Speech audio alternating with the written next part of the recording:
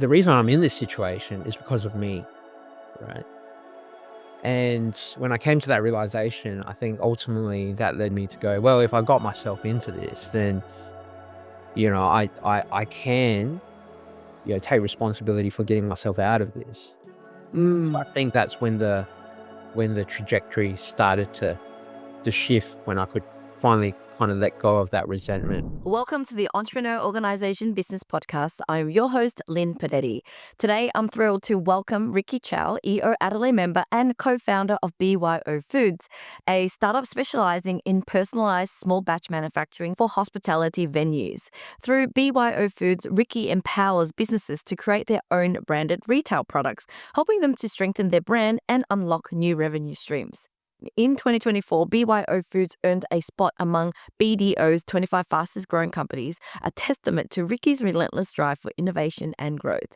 Now, in this episode, Ricky opens up about navigating one of the toughest chapters of his entrepreneurial journey, facing the harsh reality of business failure. After years of operating in survival mode, mounting debts, failed strategies, and family pressures left him feeling trapped and uncertain. Yet, against all odds, Ricky's resilience led him to a breakthrough, finding not only a profitable new direction, but also a renewed sense of purpose. His story is one of transformation, showing us the power of grit, adaptability, and vision in the face of adversity. Get ready to be inspired by Ricky's journey of rebuilding and redefining success on his own terms. This video is sponsored by Outsourcing Angel, a company that connects you with top quality and affordable remote staff to handle your busy work. Whether you're looking for a social media assistant, an executive assistant, or someone to edit a podcast like this, we can help. Reclaim your time and visit outsourcingangel.com today. Well, welcome to the show, Ricky. Great to have you here. My absolute pleasure. Thanks, Lee. And I'm excited because I know you're a personal friend of mine since I joined EO, and I've been trying to get you on this show. And I'm glad that you finally say yes to it, because I do believe that you have a great story to share today. Thanks so much for that, and apologies, I've been pushing it back. I've been, to be honest, a little bit nervous to share my story. I know you mentioned that it's been interesting, but for me, I'm not sure, but it's definitely gone through.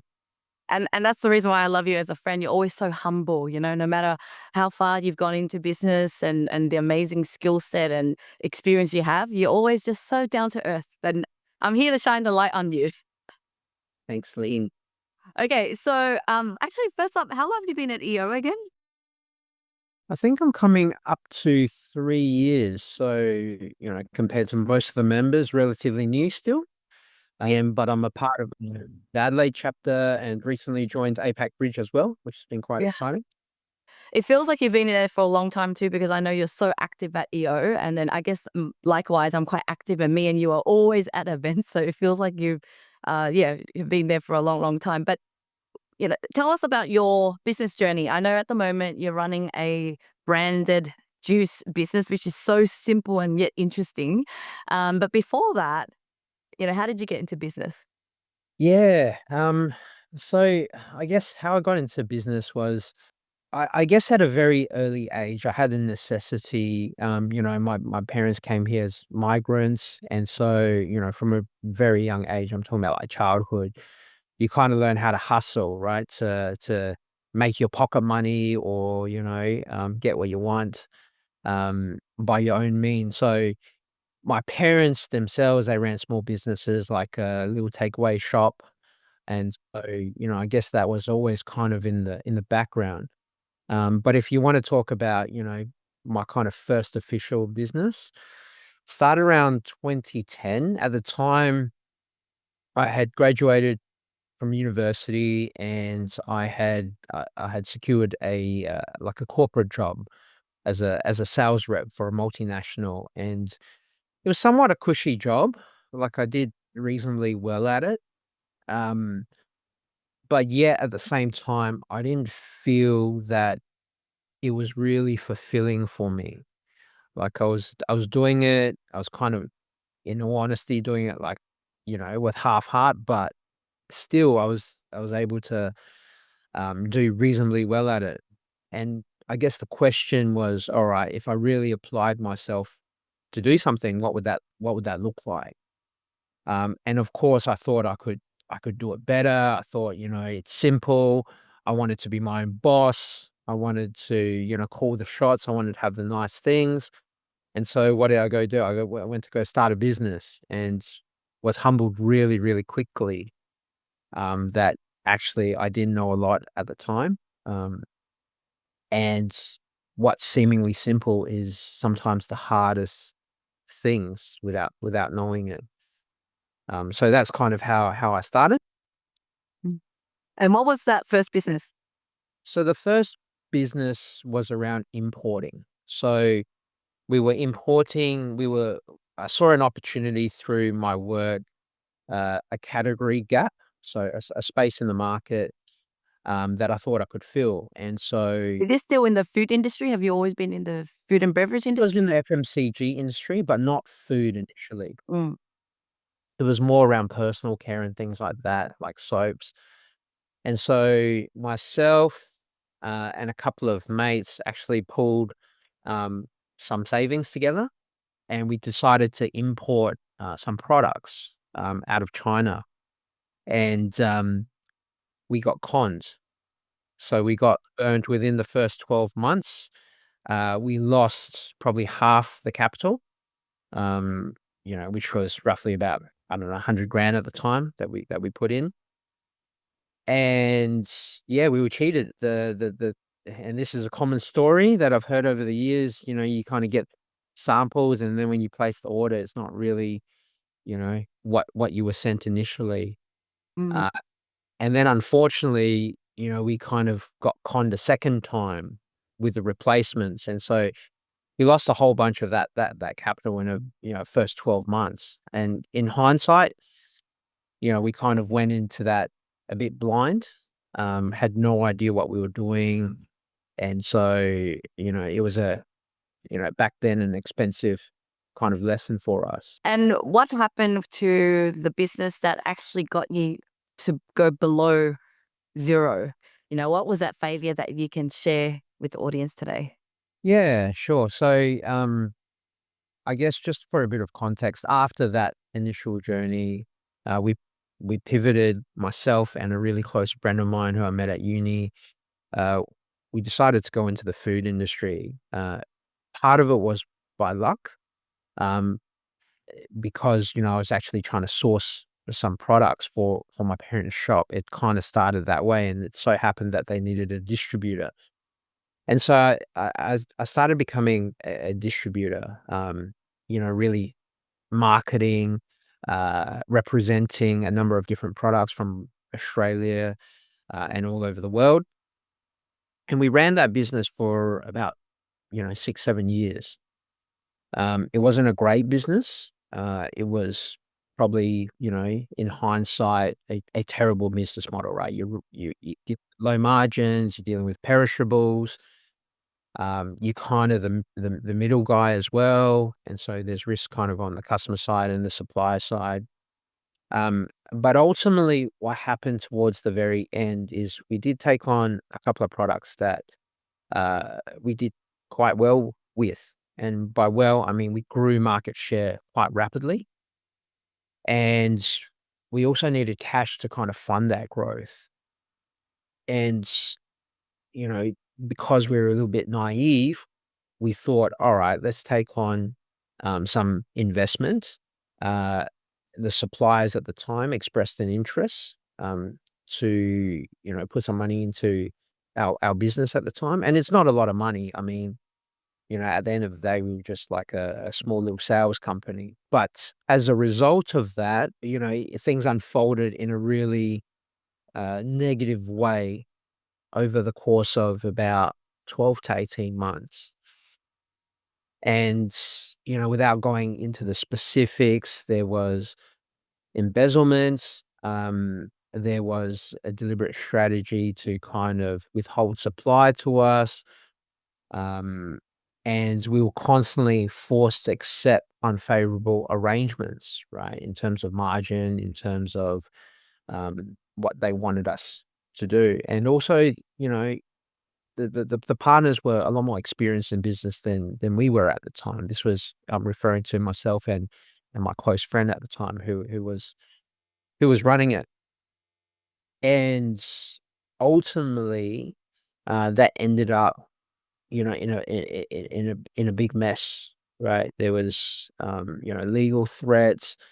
My, close friend at the time that I started the business with, we had a falling out, and that Mm. was kind of pushed by these partners that we took on.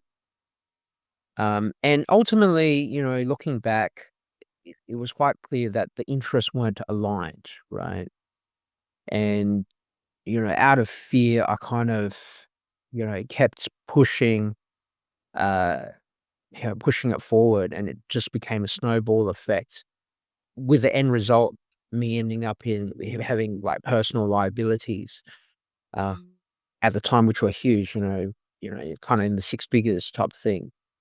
And it was just a really uh, tough time. Mm. Mm. Yeah, so that's kind of, how that Yeah. business ended. And when reality kind of hit and you've got this big debt over your head and you realize that that dream of freedom and financial success that I'm sure as the father and as a husband, you want it for your family. What was going through your mind and how did you eventually get out of all that? Yeah, so a few things. At the time, I remember my wife was pregnant as well with our first child. And one of the curses, I guess, was that business. It wasn't a great business, but it was, just, above kind of water. And so my analogy is like, you're thinking you're holding on to something that's valuable. And the analogy is, imagine you're holding like a plate of gold, right? But you're in the middle of the ocean, and it's kind of keeping you stuck there because you're holding Mhm. it and you're not letting go to swim back to shore to kind of start again. And I felt like for the longest period of time, it was that, it was kind of, you know, me going, "Oh, if we do this, if we do that," you know, and a part of me is like, as most kind of business owners know, you're constantly selling a story, right, to yourself, but you're selling a story to, your business partners, to your employees, to, your family. And failure feels so big, right? Like, you're like, "Oh, everyone is just going to know I'm a fraud, or that I, stuff things up, or that I was incapable." And so there was that massive fear. And to be honest, when that business did wrap up, um, I felt like I lost complete confidence in myself, and I Mm. had a lot of resentment. Like, I probably compensated by blaming as well. And Mm. whilst, yes, other people, did play a part in that, um, ultimately, I had let those partners in. I had made those decisions. I had prolonged the inevitable in many ways. And so, it was just a really tough time, full of self-doubt. Mm. Not to mention the financial pressures, and then also the legal pressures, a Yeah. and that side of it. Did you have a sense of relief considering you were holding on to something that you probably deep down wanted to let it go, but you couldn't let it go because you kind of feel like, oh, just one more try. So was there a sense of relief eventually? Not initially. Having said that, it kinda came in 2 parts. So, there was a specific moment where this business kinda ceased, right? It was really, like, definitive. And, I remember I was traveling country, rural. Actually, I was going between SA and Victoria, and I got this phone call from one of the investors. Um, Long story short, they wanted me to sign, some really unfavorable terms, additional unfavorable terms, that meant I was, personally liable to them, right? And the threat was, if I didn't do that, then they would just stop supplying. At that time, that was the majority of our business, right?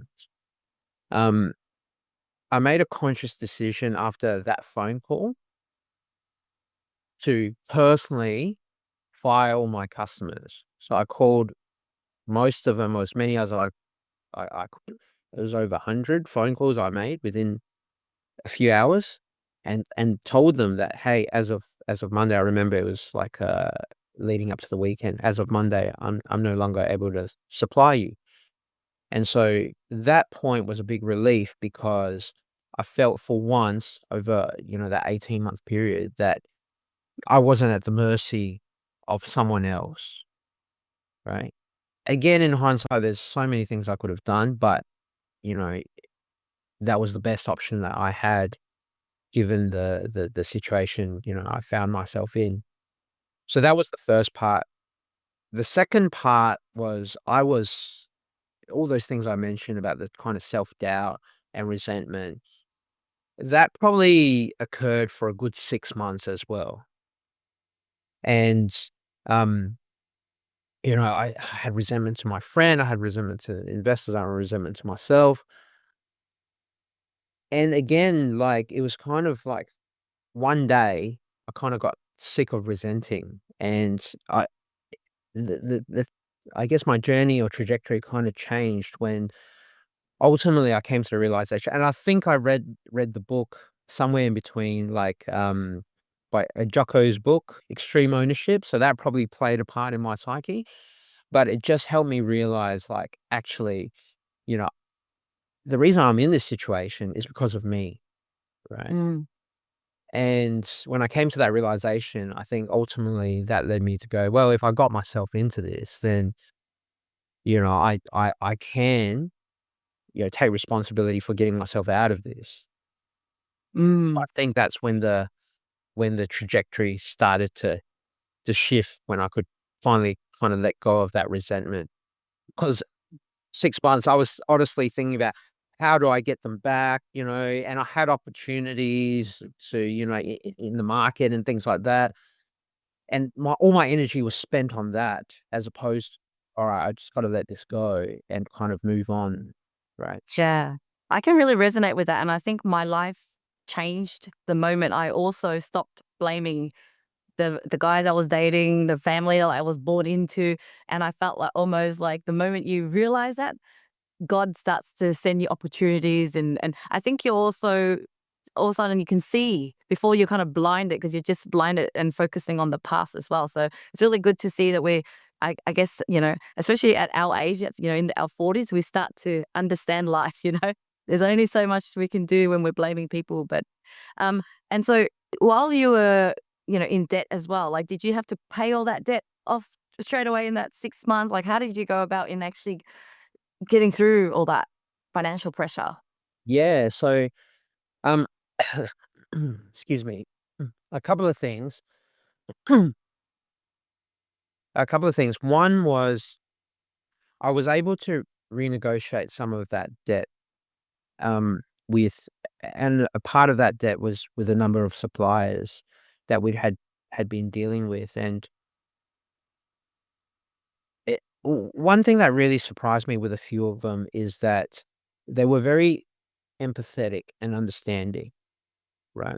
And so, I worked out as best as I could how to kind of add value, despite, some of this debt and what that was worth, so that, they still had a plan kind of moving forward. So just to clarify, we had this one product, which was the bulk of our business, but we still were working with other suppliers on other things as well. They were our initial suppliers from before, we kind of went into food service. And so a lot of them were quite empathetic and understanding. And so we worked out how to do a deal so that it was, somewhat mutually beneficial, managed to, bring that debt, was able to, provide some services as well, in terms of consulting and marketing and whatnot. That kind of was in lieu of some of that. There was, yeah, and that kind of got us a big part of that way. I mentioned that there was some embezzlements. I had a line of credit, which, they drew out, Mm. was managed to able to kind of dispute some of that as well. But ultimately, I was still below, right? And I couldn't work out how to start afresh because I didn't have any more capital. on the verge of kind of losing everything. And at the same time, I just couldn't work out how I could, buy a stock, computer team, do anything. Um, but an opportunity came up, and so our our state government ran a competition around solutions around healthy eating, right?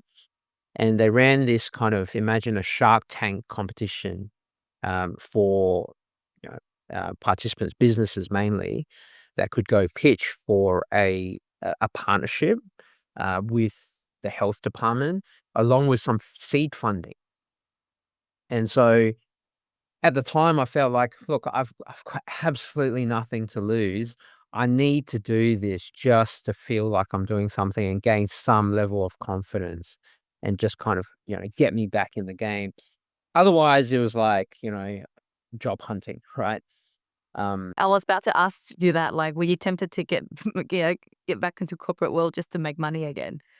yeah, I was looking at the time, and that was mainly not because I wanted to, but I felt, look, I'm about to become a dad. I probably got some additional responsibilities, and I really need to, think about the family as well. And so, whilst in the midst of kind of looking for a job, and I was also teaching part time as well. And actually, I was teaching part time at the university in the School of Marketing, and this one of the topics, a small part of it was around kind of pitching, and I think that was the catalyst for me to go, all right, well, I'm talking about it. I might as well go do it. A, because I got nothing to lose, but B, this will make a cool story for the students that I'm teaching, right? Mm. And so that gave me that extra push to kind of pitch for this competition. Again, long story short, we went through 2 rounds of pitching, and we won. We won the competition and this partnership, and we secured enough seed funding to kind of start start again, to explore, to kind of What was that pitch? Is this business that you currently have that you came up with, or another idea? yeah. Again, there were several pivots in between, but it was a project that we embarked on for 2 years to develop, healthy eating, healthier products, and food solutions for food service, retail, but specifically for kids, right? And, we work closely with the government. We learned a lot through that process. We made a lot of connections during that time. But unfortunately, another twist of fate, COVID hit, right? And as a result of COVID hitting, and because we were specifically dealing with the health department, right, their priorities changed and everything scrapped overnight. And so here we were again, the project that we've been working on for, again, 18 months, 24 months, kind of halted. Um, but through that project, I could see that there was a few things that we were working on that were like, okay, we might have to make these standalone now, right? And one of which was, our current business, which is, we do custom branded juices predominantly for food service, like cafes, hotels, corporates. And yeah, that's kind of how we Yeah. somewhat fell into it, just through a series of pivots. Yeah, I love that. I love to hear the happy ending at the end. And so what is it about this business that you feel like is a better business compared to what you've got yourself into in the past? Yeah, so again, with hindsight, I'm actually very grateful for the business that, I previously had, because with this particular business, it was like dealing with issues. How do we, like, for example, really minimize inventory, right? Holding costs. Um, you know, how do we build a reoccurring revenue through a product model? Um, how do we do something that's innovative and different within the market? Um, and within a specific niche of the market, right? And so, I can't take credit for thinking through all this. But in between, right, we were a lot more open to external advice from mentors, and a big Mm, part of it was actually we attended a number of the EO accelerator sessions, mm, right? And we got so much value out of that around the strategy, cash, execution, people. But specifically, one thing that you know really struck a chord was on the cash day. How people talk about cash collection cycles. And this was something I really struggled with in the previous business, right? Like, because, we had to fund growth or seek external investment. mm, And so I kind of became obsessed with this idea of, okay, if we can self fund growth through profit, right?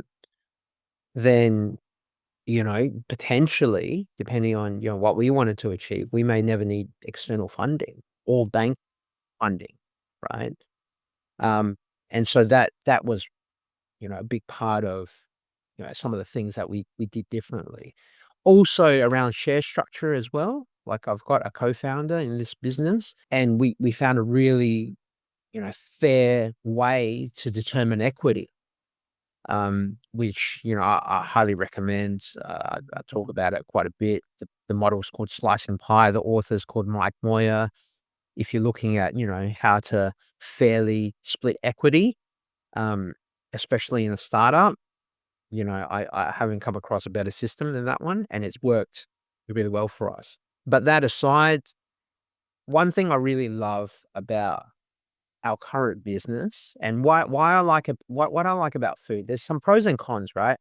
The cons is relative to some other industries, margins are quite low. You're really counting on reoccurring revenue.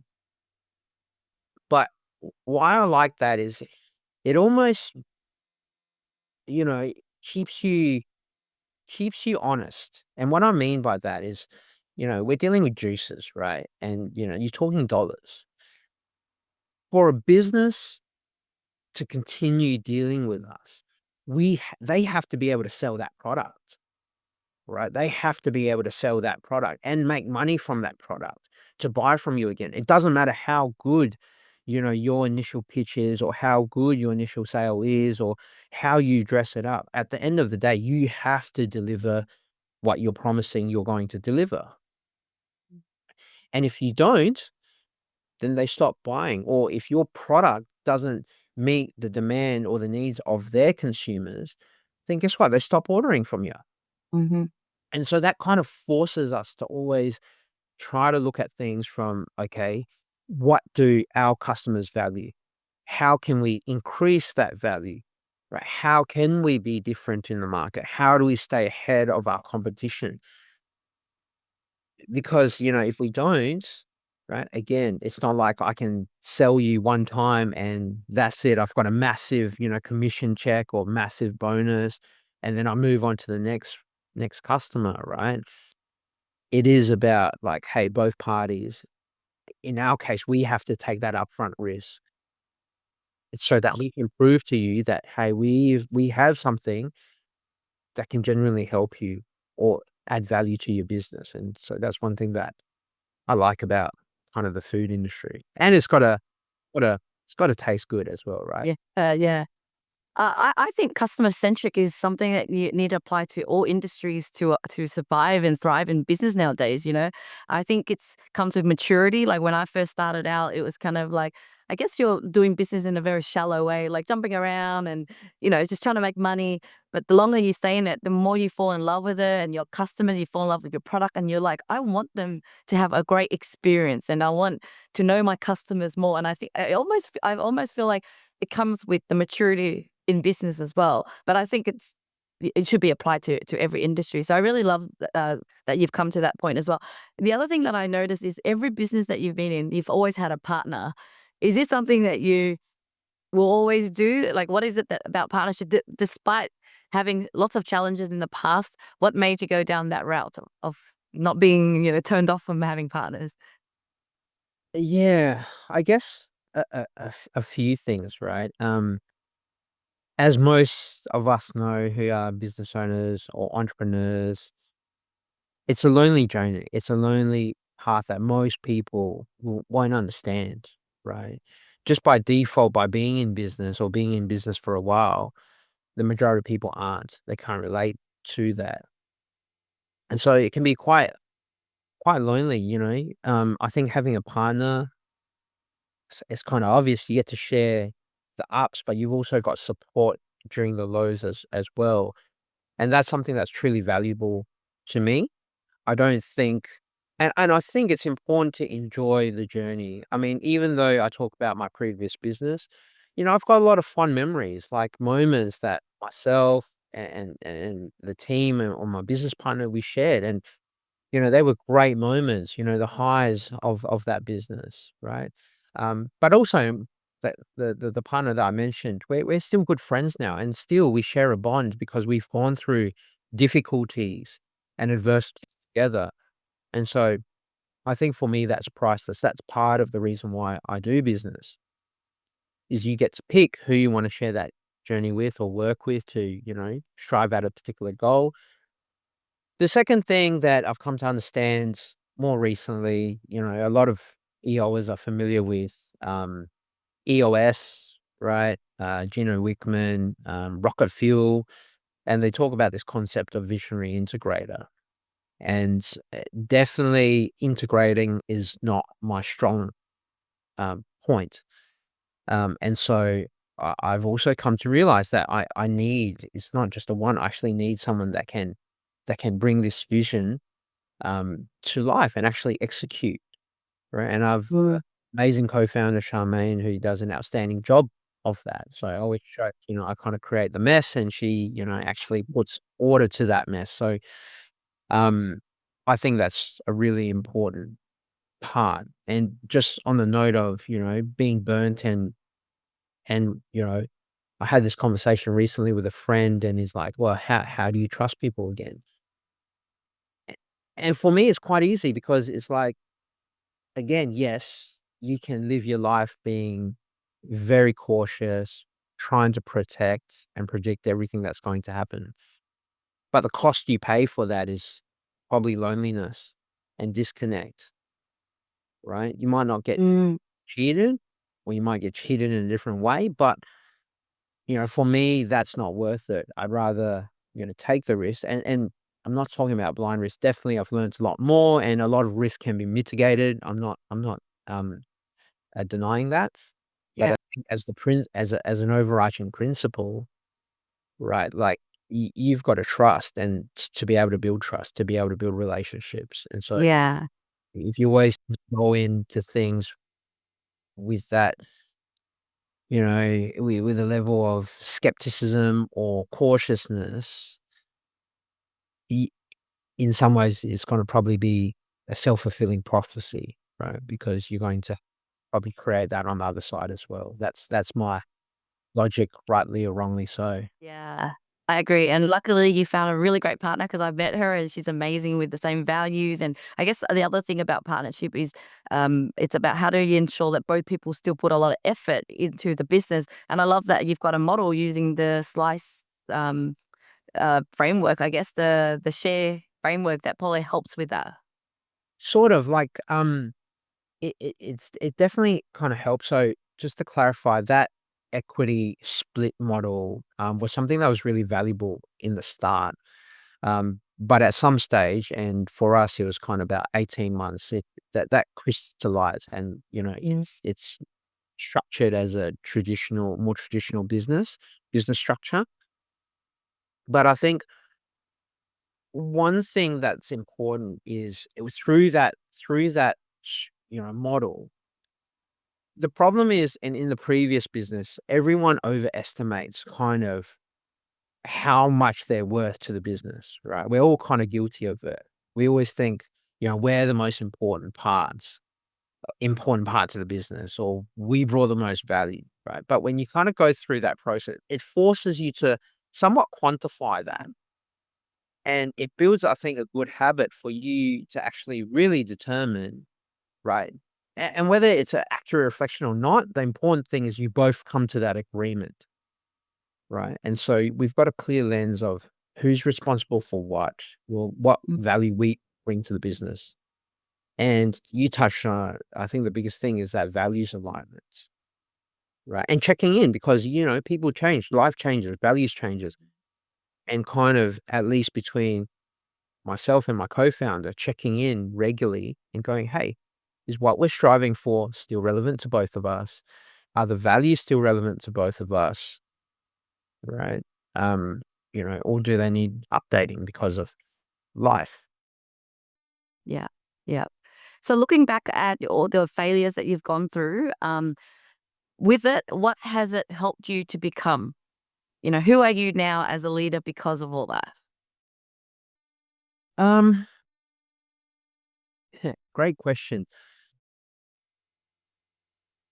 At least I think of myself as someone that's probably more holistic now, right? And so what I mean by that is I'm very mindful to not, at least in my own mind, define myself as one thing, right? I.e., being a business owner or an entrepreneur or whatever it is. I'm really actually quite conscious of that, right? Internally. Um, Firstly, I don't want to pigeonhole myself, but at least in my mind, business is kind of one of many areas. Specifically, I've broken it down to 8 areas, somewhat following that kind of wheel of life for Mhm. some the audience who knows that kind of framework. And so for me, 2 things. One, yes, it's one part, but I think they've got to work together. I think if it's at odds, it's short-term thinking, right? Um, because one thing I've learned through EO in particular is doesn't matter how smart you are, how good your business is, if your life's in disarray, right, or you're having a lot of issues there, that will flow through, or you'll use those resources to fix those other problems, right? So now I'm conscious of what I invest into, and invest, I'm talking about time and resources, so that hopefully it's more balanced. That's one. The second thing is I think I bring that into the culture of our business. It's one of our values. Um, and a simple example of that is, for example, as part of our weekly huddle, we have, what is the most important thing that we can do in the business? Each and every one of us in our role, what is the thing? If you could only do one thing to move the needle, what would that be? Right. And everyone shares that on a weekly basis. But in addition to that, what we also do is we go, what is the most important thing that you can do in your life? And in our quarterlies, we actually run a section that helps people identify, well, where are the gaps in your life? Is it in family? Is it in wealth? Is it your health? Is it whatever it is? Right. And based on that, what's going to move the needle weekly? Right. And Mm. as part of our daily huddles, it's a little bit of an accountability group, both for the business objectives, but I find most importantly, the personal objectives. And one of the most rewarding things I've personally experienced in our current business is seeing some of our team members, their life really shift on a personal level just Mhm. because they've brought attention and consistency and a level of accountability to changing something, whether it be like an health issue or a parenting issue or something like that. And that's very rewarding. I think if we can help people get what they want, people will help you get what you want. Yeah. Oh, I love that about you. No wonder why we're friends. I'm all about work-life balance. And I like that you brought that into the business, getting them to reflect on their areas of life as well. So as we wrap up this session, I've gone even longer than my usual time because I love talking to you. You've done such a great job. I'm going to expect you to do more podcasts from now on, by the way. Um, yeah, ultimately, I know that you've just mentioned all these things that you're really proud of that you've done. What do you want people to say, at your funeral? What do you want to be remembered for? Yeah, this has really shifted quite recently. And part of it is I did the Forever Business course at Bond University, and it made me kind of consider a few things. beyond my lifetime, right, and generations. And the big shift for me, or my biggest takeaway was I'd love to be able to help people, including future generations, both my kids and, extended family and even my networks. Um, I seem perhaps me having the ability to help create pathways, right? So not building a pathway and expecting everyone to go down that pathway because I think it's best. But I think being able to, and to answer your question more specifically, what I would love to be known for is, you know, someone who's helped multiple people kind of create pathways and provided wisdom, maybe um, experiences, in some cases, resources, so that they could pursue those pathways, whatever that pathway is. So if I speak in the context of my kids, right, it doesn't really matter if they don't want to be business owners. It doesn't really matter if they, whatever industry they go into or whatever profession they're going into, as long as that pathway is meaningful and purposeful and is a net positive to society, hopefully, um, then, if I'm able to somehow contribute in some shape or form, for them, and hopefully they can do the same for the next generation, then hey, I think I'd be pretty happy and fulfilled, and obviously having fun along the way, right, with people like yourself. Wow, that is an amazing answer and so inspiring. You're already doing such a great job. I think, yeah, we're already going to be remembered. But thank you so much for number one, your contribution to EO. Even the university, the Bond University, so that's an EO thing that you've been recommending to me, and I can't wait to do it as well. But yeah, thank you so much for your time today. I'll get everyone to connect with you. I'll put all your details in the description below. But yeah, thank you for your time today, Ricky. Thanks, Lynn.